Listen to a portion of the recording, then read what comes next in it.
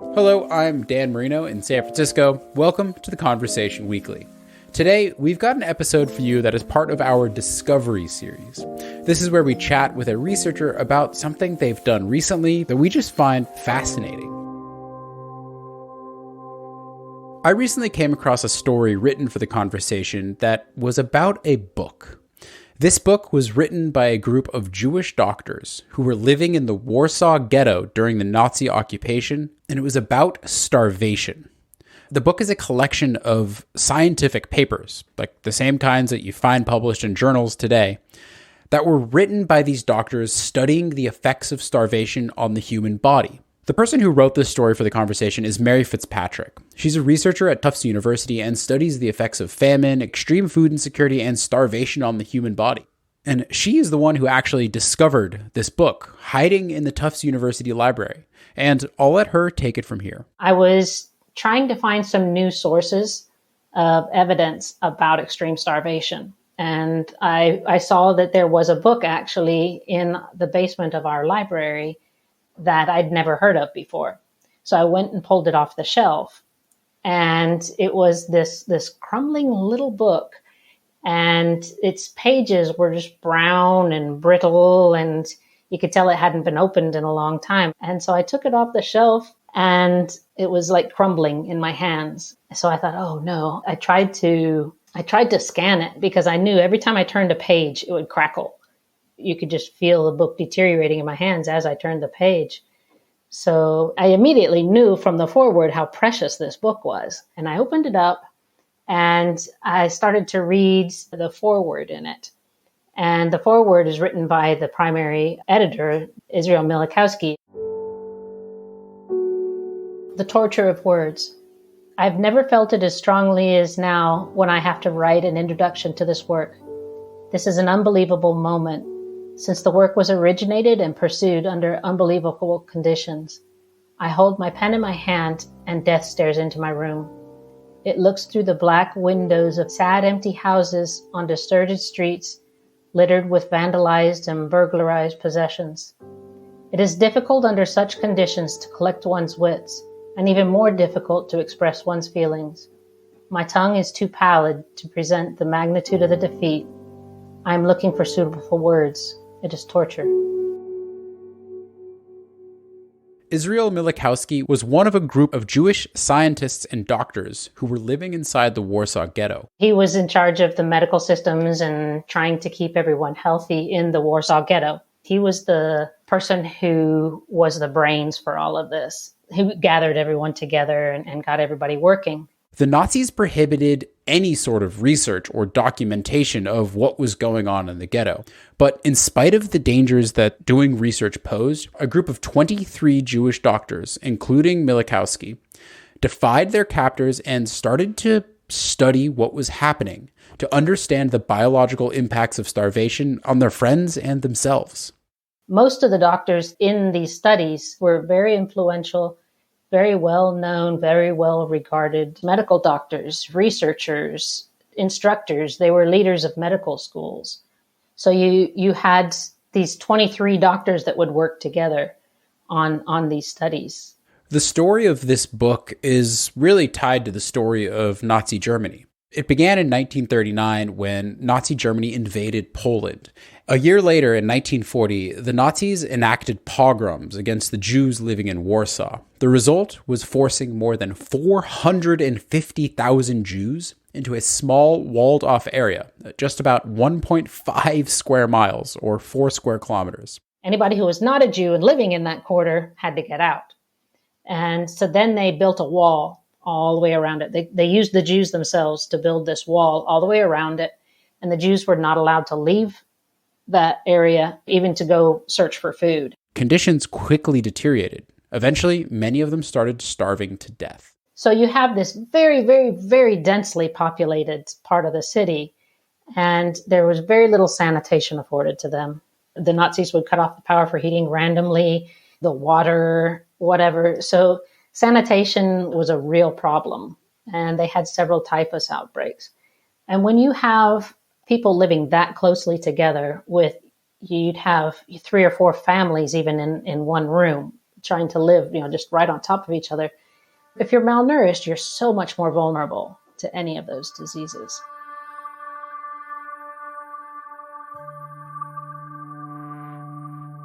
There were some Nazis who wanted to use the Jews as a slave workforce. And as a slave workforce, they needed sufficient food. Another part of the regime wanted simply to just kill the Jews and be done with them. And at that time, it was getting hard just to feed Germans. So if we're feeding, why would we take food away from a German and feed it to a Jew? So they valued dogs more than they did the Jews. As the beginnings of World War II erupted, the German government instituted rationing, allowing Germans 2,600 calories a day. That's a pretty normal amount. Jews, however, were given just a tiny fraction of that. The Jews were given actually a ration of 180 at one point. That's like half a cookie, right? It's nothing. So they had to survive by smuggling. So they would make little holes in the wall, and little kids would go out and they would steal something, sell something, do anything, and then bring food back in. So most of the smuggling was actually done by children, but it was illegal. So if the children were spotted outside of the ghetto, then the Nazis would kill them. They would just shoot them outright. So it was dangerous to bring the goods in. Some of the Jews did have money that they had either stashed away or had hidden from the Nazis, and they were able to use it, at least for a while, to buy additional food and up their calorie intake. Traders were allowed to bring stuff into the ghetto if they had special permits, and then so the wealthier could buy that, but that quickly runs out if you don't have a source of income. And they were charged really high prices for everything. Even if some people were able to get small amounts of food through smuggling and trading, there just simply weren't enough calories coming into the ghetto to feed the 450,000 Jews that were trapped inside. The doctors in the book estimate that with smuggling, people were averaging about 800 calories a day. Because they were living in such conditions, their caloric requirement would be even higher than usual. Oh, interesting. Because it's just bad conditions, the body needs to be active, fighting off things, et cetera, et cetera. Yeah, they would need higher calories. So we would estimate maybe 2,100 calories a day an average woman might need. But in those conditions, it might be 2,500, 2,600, but she's getting 800. And that's an average. So some people were getting more and some people were getting less. Those getting less, obviously, were dying sooner. So functionally, when you, as a nutritionist and person who studies starvation, if you see an average of 800 calories a day, is that a relatively quick death sentence, or is that you're going to waste away over the course of a few months? It would take months. Well, depending on the state of the person to begin with, because your body does adapt slowly.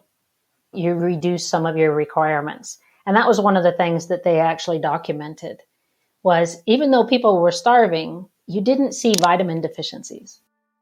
Jews weren't allowed to document what was going on inside of the ghetto. I mean, these were war crimes after all. But they were, for some reason, allowed to perform autopsies. They did this using equipment that was often smuggled in. And by doing so, they were able to study the devastating effects of starvation on the human body. People who were starving but had no other disease. So they knew what they were studying was pure starvation. It was not due to a disease. It was not due to illness. Because a lot of times it's hard to decide what is due to the starvation. They found that the body would let certain less essential functions fade away in order to keep very important functions running. So when the body doesn't have enough food coming in to meet your needs, what are the priorities that your body makes? Okay, so you don't need your hair. You're going to lose that. Your skin needs a lot of changing out of cells because they're constantly sloughing away, but that's a lower priority. Certain organs will be prioritized over others. The body will use your fat generally before it starts using muscle if it has enough protein coming in. So there's certain priorities in that, but on a metabolic level as well, there's other little priorities going on. The doctors in the Warsaw Ghetto were certainly not the first people to ever study starvation. But to study it in such a thorough and, unfortunately, up-close way allowed them to make some very significant discoveries. Some of what they discovered was this adaptation for vitamins. you would expect someone on just such a minimal diet to start showing vitamin deficiencies. So like if you don't have enough vitamin C, you get scurvy. If you don't have enough vitamin A, you get night blindness. We didn't see any of this. They didn't see rickets in young children. While the human body can adapt to a pretty incredible level, it can't cover all the deficiencies that come from severe starvation. At the same time, when they did autopsies, what it looked like was the body could adapt and reduce the need for things like vitamin C, vitamin A, and some of these other vitamins. But certain minerals, they couldn't. And so their body was mining their bones for certain minerals. The researchers were also able to do some small experiments. In one experiment, they looked at their body's ability to absorb calories from sugar. They did one experiment where they provided sugar to someone to see if the cells would still take up the sugar. And immediately the cells took up the sugar. So understanding that they're not getting these vitamin deficiencies, but the body was still like a sponge for calories. We understand that calories are very important. But they also showed that if you feed people too quickly, then the heart cannot cope because suddenly you're building up that blood volume and this weakened heart cannot cope. And if this had been known when the concentration camps were liberated, it could have saved a lot of lives because the soldiers came into the concentration camps and they saw these starving people. The American soldiers, the British soldiers, the Allied soldiers, and of course they had compassion on. They reach into their rations and they're giving people chocolate bars and all this stuff. And of course people are like, oh, food, finally. And a lot of them just gorged themselves and then they died. So they survived all this starvation over years through the war and then died because they ate too much food too quickly.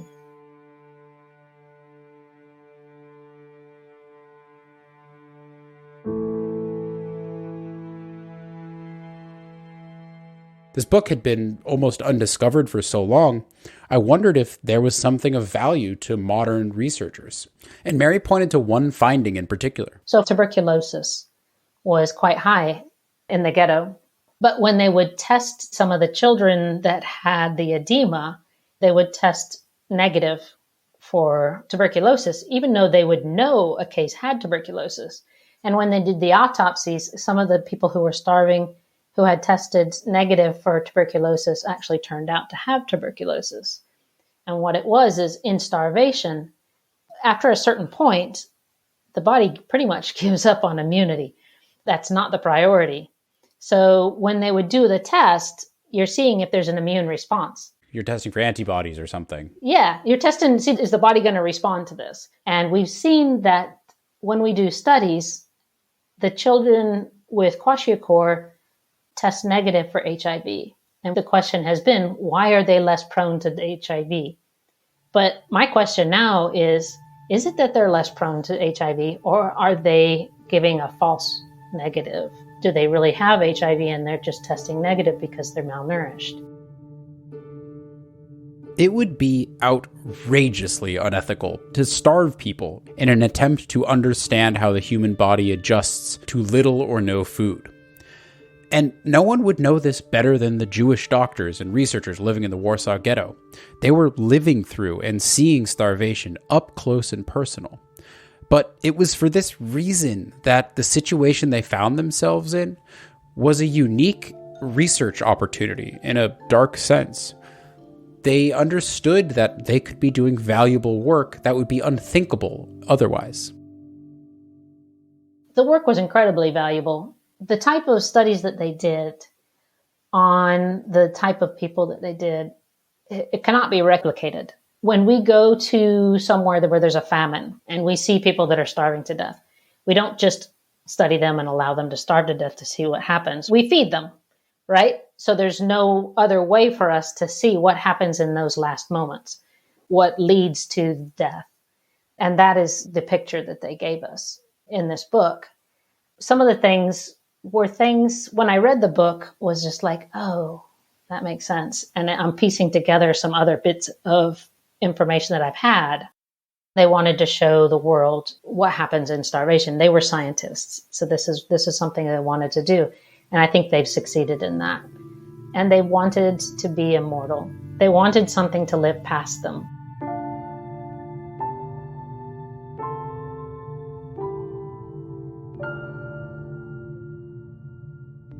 In July 1942, Nazi forces moved into the Warsaw Ghetto and destroyed the hospitals and other critical services. Many of the patients and doctors were either killed or deported to the concentration camps, and a lot of research was destroyed. With their own demise approaching, the remaining doctors spent the final days of their lives meeting secretly in the cemetery and put together their findings into a series of research articles that they bound together in a book. With the final deportations underway and his own death imminent, Milikowski wrote the following words to close out the book. A last few words to honor you, the Jewish doctors. What can I tell you, my beloved colleagues and companions in misery? You are a part of all of us. Slavery, hunger, deportation. Those death figures in our ghetto were also your legacy. And you, by your work, could give the henchmen the answer, non omnis moriar, which means, I shall not wholly die.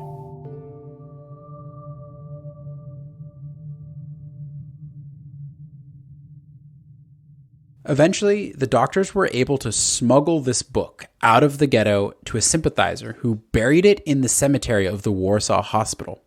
Less than a year later, all but a few of the 23 authors were dead. After the war, the manuscript was dug up and taken to one of the few surviving authors, Dr. Emil Apfelbaum, and the American Joint Distribution Committee, a charity whose purpose was to help Jewish survivors. Together, they printed the 6 surviving articles and bound them into a book, along with photos taken in the ghetto. By 1949, the book had been translated into French and distributed to hospitals, medical schools, libraries, and universities across the U.S. One copy of this book made its way to the basement of Tufts University, where the crumbling copy was waiting to be rediscovered by Merry Fitzpatrick. Merry says that while the doctors weren't able to save patients or themselves from the Nazis' crimes, this book, in a sense, preserves the experiences of hundreds of thousands of Jews, and in doing so, makes it so that their suffering not only is not forgotten, but is adding value to the world. The Nazis were trying to completely annihilate them, to erase their existence. And through this work, a piece of them would live on. So now, 80 years later, it was 80 years in October 2022 that he was writing this. And even now, as a scientist, I'm using their information. So in doing that, in continuing to contribute to our understanding of malnutrition, they're continuing to save lives 80 years on. I think that's an amazing legacy. Merry, thank you so much for sharing both your story and the story of Milikowski and his colleagues and everyone else that you came across. Thanks. Appreciate it.